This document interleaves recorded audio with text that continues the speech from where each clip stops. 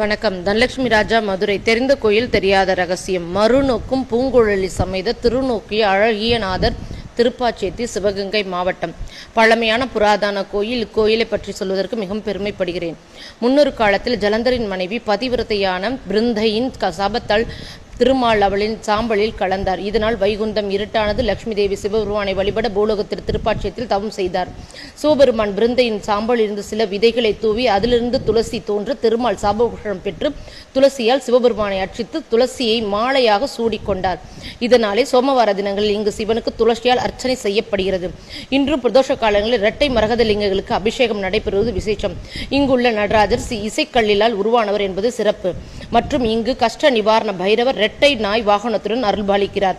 மகாலட்சுமி திருமால் சாபம் நீங்க சிவனை வழிபட்ட தவம் செய்த தலம்.